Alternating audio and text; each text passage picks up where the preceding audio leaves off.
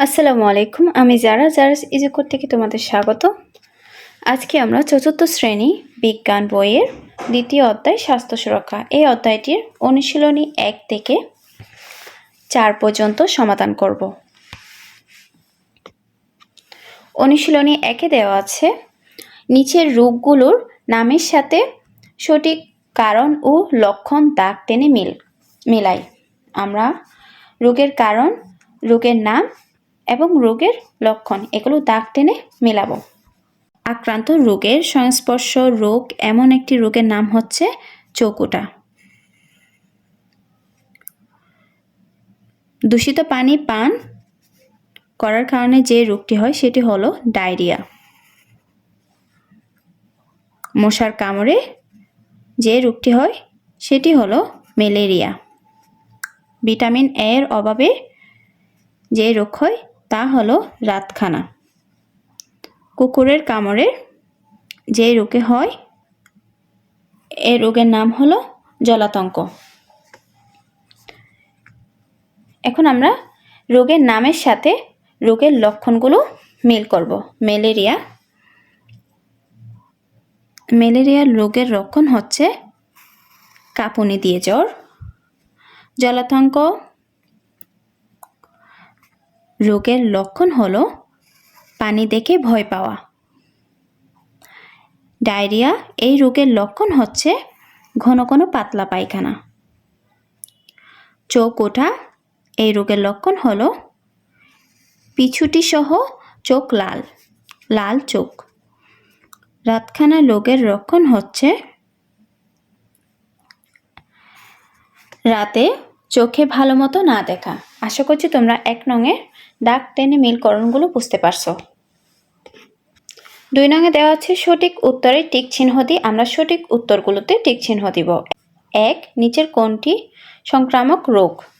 ক হৃদরোগ, খ ডায়াবেটিস, গ ম্যালেরিয়া, ঘ রিকেটস। উত্তরটি হচ্ছে গ ম্যালেরিয়া। 2 কোনটি স্বাস্থ্য রক্ষার জন্য দরকারি? ক প্রতিদিন কোমল পানীয় পান করা, খ নিয়মিত ব্যায়াম করা, গ মশলাযুক্ত মজাদার খাবার খাওয়া, ঘ রাত জেগে পড়াশোনা করা। উত্তরটি হলো খ নিয়মিত ব্যায়াম করা। 3 অসংক্রামক রোগ সম্পর্কে নিচে কোনটি সত্য? ক বংশগতভাবে হয় না, খ নিয়ন্ত্রণে রাখা যায় না, গ দূষণের ফলে হয় না, ঘ জীবাণুর দ্বারা ছড়ায় না। উত্তরটি হলো ঘ জীবাণুর দ্বারা ছড়ায় না। আশা করছি তোমরা 2 নংয়ের সঠিক উত্তরগুলো বুঝতে পারছো। 3 নংয়ের সংক্ষিপ্ত প্রশ্ন দেওয়া আছে, আমরা এই সংক্ষিপ্ত প্রশ্নের উত্তর জানবো। তার আগে আমরা প্রশ্নগুলো পড়ব। ক নিচের রোগগুলোকে বিস্তারের মাধ্যমে অনুসারে শ্রেণীকরণ করি। আমাশয়, ডেঙ্গু, সর্দি, প্লেগ, টাইফয়েড, চৌকুটা। খ ডায়রিয়া হলে স্যালাইন খেতে হয় কেন? গ অসংক্রামক রোগ প্রতিরোধের উপায়গুলো কি কি? চলো আমরা উত্তরগুলো জেনে নিই। ক নং প্রশ্নটি ছিল নিচের রোগগুলোকে বিস্তারের মাধ্যমে অনুসারে শ্রেণীকরণ করি। আমাশয়, ডেঙ্গু, সর্দি, প্লেগ, টাইফয়েড, চৌকুঠা এগুলোকে আমরা শ্রেণীকরণ করব। এখানে দেওয়া আছে উত্তরটি। রোগগুলোকে বিস্তারের মাধ্যমে অনুসারে শ্রেণীকরণ করা হলো। রোগের নাম হলো আমাশয়, ডেঙ্গু, সর্দি, প্লেগ, টাইফয়েড, চৌকুটা।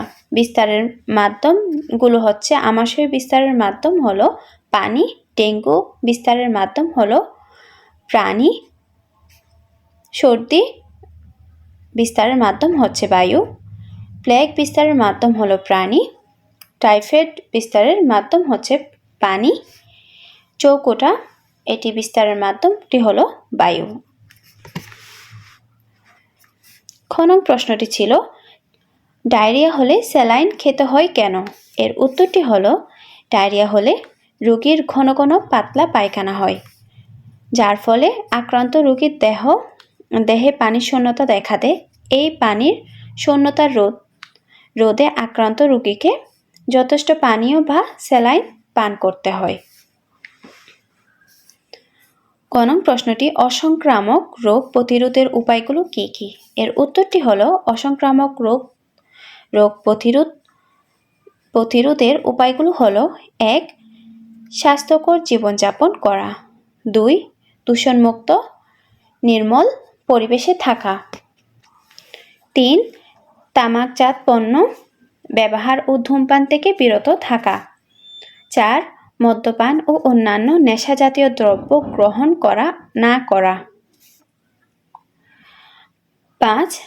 অস্বাস্থ্যকর ও সুষম নয় এমন খাবার যেমন ফাস্টফুড, অতিরিক্ত চিনিযুক্ত খাদ্য পানীয়, অতিরিক্ত লবণ ইত্যাদি গ্রহণ না করা, ৬. সুষম ও স্বাস্থ্যকর খাবার গ্রহণ করা, ৭. নিয়মিত শরীরচর্চা যেমন খেলাধুলা করা। আমি তোমাদেরকে 7টি পয়েন্টই পড়ে শুনিয়েছি। তোমরা চাইলে কয়েকটি পয়েন্ট বাদ দিতে পারো, কারণ এটি সংক্ষিপ্ত প্রশ্ন। এটির উত্তর ছোট করে দিলেও সমস্যা হবে না। 4 নংয়ে দেওয়া আছে বর্ণনামূলক প্রশ্ন। আমরা বর্ণনামূলক প্রশ্নের উত্তর জানবো, তার আগে প্রশ্নগুলো পড়ব। ক. 2টি বায়ুবাহিত রোগের লক্ষণ লিখি। খ. সংক্রামক রোগ থেকে রক্ষা পাওয়ার উপায়গুলো কি কি? গ. দৈনন্দিন জীবনে স্বাস্থ্য রক্ষার কোন কোন অভ্যাস অনুশীলন করি তা লিখি। চলো আমরা উত্তরগুলো জেনে নিই। ক নং প্রশ্নটি ছিল 2টি বায়ুবাহিত রোগের লক্ষণ লিখি। উত্তরটি হলো 2টি বায়ুবাহিত রোগের লক্ষণ হলো 1. সর্দি হলে নাক দিয়ে অনবরত তরল পড়তে থাকে। 2. ফুসফুসের যক্ষ্মা রোগ হলে দীর্ঘমেয়াদী কাশি থাকে। খ নং প্রশ্নটি হচ্ছে সংক্রামক রোগ থেকে রক্ষা পাওয়ার উপায়গুলো কি কি? উত্তরটি হলো সংক্রামক রোগ থেকে রক্ষা পাওয়ার উপায়গুলো হলো 1. সংক্রামক রোগে আক্রান্ত ব্যক্তিকে সুস্থ মানুষ থেকে যথাসম্ভব দূরে রাখা। 2. রোগীর কফ থুতু নির্দিষ্ট জায়গায় ফেলা। 3. রোগীকে সেবাদানের সময় প্রয়োজন অনুসারে মাস্ক, কালো চশমা বা গ্লাভস ব্যবহার করা। 4. সেবাদানকারী ও চিকিৎসকের কাছে নেওয়ার আগে রোগীকে মাস্ক পরানো। 5. রোগীর নিত্য ব্যবহার্য জিনিস ভালোভাবে গরম পানি দিয়ে ধুয়ে ব্যবহার করা। 6. রোগ ছড়ায় এমন প্রাণী থেকে নিরাপদ দূরত্ব বজায় রাখা। 7. রোগের প্রতিষেধক হিসেবে সময়মতো টিকা গ্রহণ করা। গ নং প্রশ্নটি ছিল দৈনন্দিন জীবনে স্বাস্থ্য রক্ষার কোন কোন অভ্যাস অনুশীলন করি তা লিখি। ক. উত্তরটি হচ্ছে দৈনন্দিন জীবনে স্বাস্থ্য রক্ষার যেসব অভ্যাস অনুশীলন করি সেগুলো নিচে লেখা হলো। 1. সব সময় ফোটানো বা বিশুদ্ধ পানি পান করি। 2. পরিষ্কার পরিচ্ছন্ন থাকি। 3. সুষম ও স্বাস্থ্যকর খাবার খাই। 4. নিয়মিত শরীরচর্চা ও খেলাধুলা করি। 5.